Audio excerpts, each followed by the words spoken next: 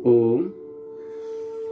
बाह्य प्राणायाम hernia, diabetes के लिए, पेट की सभी रोग के लिए, जिनका यूट्रस की समस्या हो, गर्भाशय बाहर निकलने की समस्या हो, एनस बाहर निकलने की समस्या हो, पाइल्स, फिशर, फिस्टुला की समस्या हो,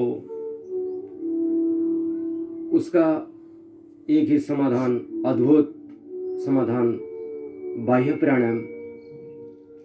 बाह्य प्राणायाम से मूलाधार से लेकर सहस्त्रार तक अंतर शक्तियों का जागरण हो जाता है, जागृत हो जाता है अंतर शक्ति। बाह्य प्राणायाम कैसे करते हैं, बस विधि जानना जरूरी है।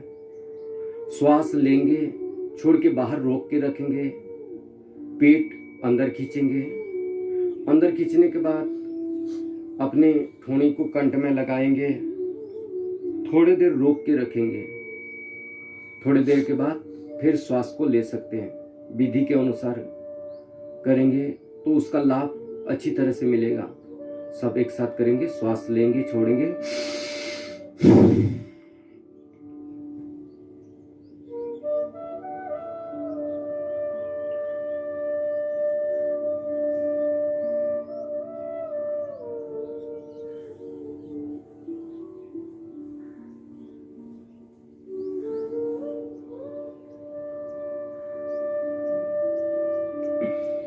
जितना आपकी सामर्थ्य है उतनी ही आप श्वास को रोक के रखिए।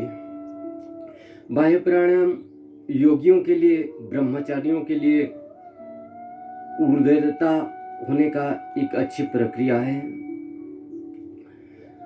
बाह्य प्राणायाम से अंतर शक्ति जागृत हो जाती है।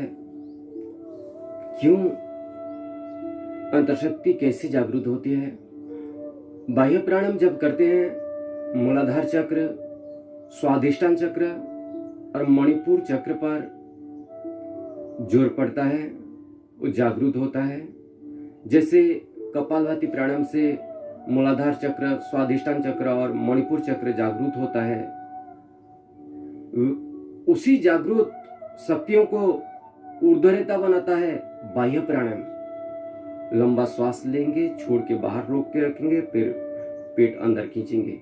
सब एक साथ कीजिए, उसका लाभ अच्छी तरह मिलेगा। लंबा श्वास लेंगे, छोड़ के बाहर रोक के रखेंगे, फिर पेट को अंदर खींचेंगे, फिर अपने ठोड़ी को कंठ में लगाएंगे। कुछ समय के बाद फिर श्वास ले सकते हैं। त्रिबंध के साथ ये क्रिया बहुत जरूरी क्रिया है।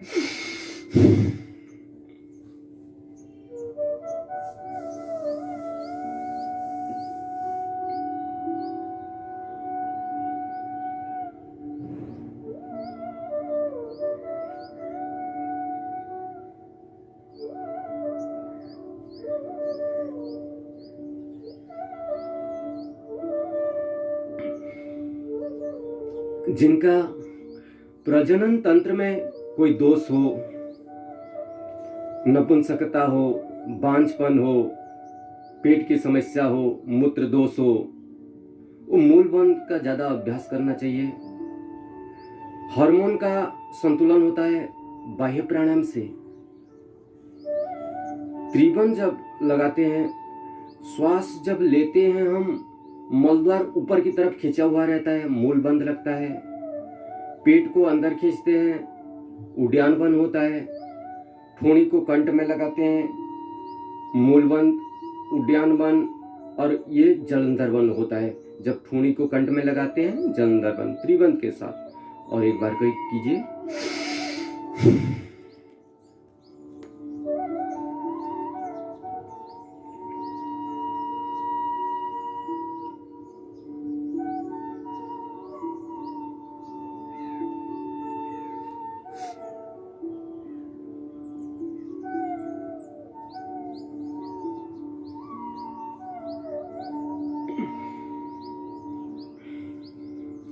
हम त्रिबंध क्यों लगाते हैं, इसका भी वैज्ञानिक ऋषि मुनियों ने सोचा है। जब श्वास लेते हैं, पेट को सिकोड़ते हैं, तो अपने ब्रेन की ऑक्सीजन लेवल कम हो जाता है।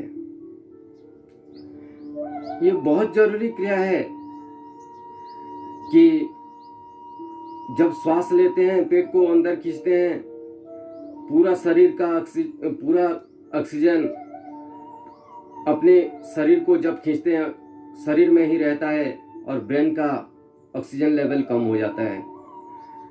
यह जानकर आपको आश्चर्य होगा कि हमारे जो ब्रेन है, शरीर की बॉडी की 2% है, जो 2 से 4% ब्रेन की वेट है। ये किसी भी मनुष्य की वजन यदि 60 किलो है तो उसके ब्रेन की वजन कितनी होगी? 200 ग्राम, 250 ग्राम है। ये जो ब्रेन है, जब बाह्य प्राणायाम हम करते हैं, श्वास को अंदर भरते हैं, पेट को श्वास छोड़ के पेट को जब अंदर खींचते हैं तो पूरा ऑक्सीजन ये शरीर में आ जाता है और ऑक्सीजन का लेवल ब्रेन से कम हो जाता है। ये ब्रेन का जो 2 से 5% हिस्सा है, ये जितना भी ऑक्सीजन शरीर ग्रहण करता है, जितना भी लेता है, ये जो 2 से 5% हिस्सा अकेला ब्रेन ही 20% ऑक्सीजन ले लेता है। एक बार कीजिए, फिर और कुछ जानेंगे। लंबा श्वास लेंगे, छोड़ेंगे।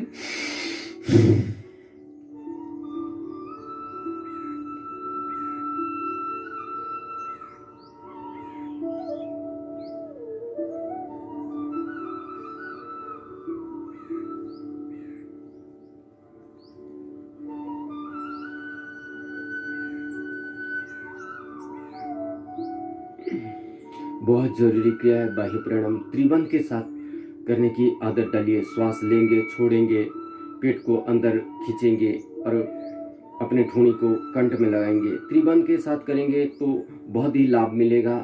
किसी का पेट की समस्या हो, गैस्ट्रिक की समस्या हो, बहुत जरूरी क्रिया है बाह्य प्राणायाम। बार बार गैस बन रहा हो, बार बार बदहजमी की क्रिया, जठराग्नि ठीक नहीं है, जठराग्नि को ठीक अवस्था में रखने के लिए बहुत अच्छी क्रिया बाह्य प्राणायाम है। ये जो ब्रेन है, अपने ब्रेन की मुख्य खुराक ऑक्सीजन, वायु, प्राण है। जब बाह्य प्राणायाम करते हैं, श्वास को रोकते हैं, पेट को सिकड़ते हैं, तो ऑक्सीजन का लेवल कम हो जाता है। जैसे जन्म से ही 10-15 साल की आयु तक अपने ये जो बहुत सारी कोशिकाएं हैं, ये ब्रेन की जो कोशिकाएं हैं, ऐसी कोशिकाएं हैं कि 10-15 साल आयु तक ब्रेन की कोशिका बढ़ती रहती है और उसके बाद जब उम्र बढ़ने लगती है तो ब्रेन की कोशिका बढ़ती नहीं है, कम होने लगती है।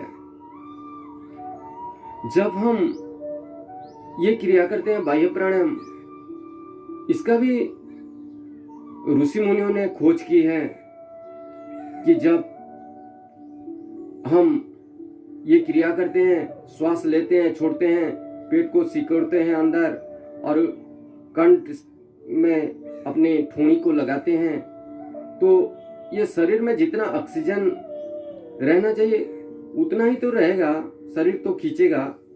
बस अपने ब्रेन की जो ऑक्सीजन लेवल है वो कम नहीं होता है, वो जितना उसको चाहिए उतना ही रहता है।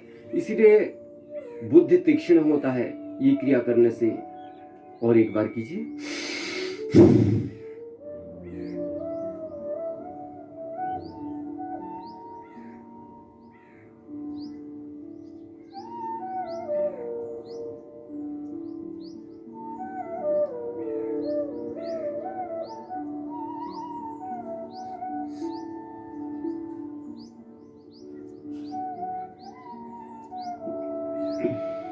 जैसे भी हम मूल वन, उद्यान वन और जलंधर वन लगाते हैं, जो अपने भीतर सकारात्मक प्रभाव पड़ना शुरू हो जाता है और ब्रेन का ऑक्सीजन भी नहीं कमता है, बुद्धि तीक्ष्ण होता है। ये क्रिया हर रोज करने की अभ्यास डालिए, आपकी शक्ति ऊर्ध्वगामी होगा, शरीर में बहुत शक्ति मिलेगी। पेट की कोई भी समस्या हो दूर करने के लिए बहुत अच्छी क्रिया, धातु की समस्या हो, धातु की कोई भी समस्या हो उसको ठीक करने के लिए बहुत अच्छी क्रिया, नपुंसकता के लिए भी बहुत अच्छी क्रिया है। किसी की मासिक समय में अनियमितता हो तो बाह्य प्राणायाम निश्चित रूप से 5 से 11 बार कीजिए। पेट की ज़्यादा समस्या हो तो 11 से 21 बार भी कर सकते हैं। कुंडलिनी जागरण के लिए जो चाहते हैं कुंडलिनी जागरण करने के लिए उसको ज़्यादा समय ये क्रिया करना चाहिए। बहुत ज़रूरी क्रिया है बाह्य प्राणायाम। बाह्य प्राणायाम हर रोज कीजिए। बस यही ध्यान देना चाहिए कि मासिक समय में कोई भी लेडीज़ ना करें, कोई भी गर्भवती महिला हो ये क्रिया करना मना है। कोई भी ऑपरेशन हुआ हो पेट की तो 6 महीना तक ये करना मना है। ये ध्यान देना बहुत आवश्यक है। किस विधि से करें, किस विधि से ना करें, अगर ध्यान नहीं दिए तो नुकसान भी हो सकता है। ध्यान दे के ही कुछ भी प्राणायाम करते हैं तो उसका अच्छी तरह से लाभ मिलेगा। बाह्य प्राणायाम कीजिए, स्वस्थ रहिए, मन को पवित्र कीजिए और जीवन में खुश रहिए, आनंद से रहिए। ओम।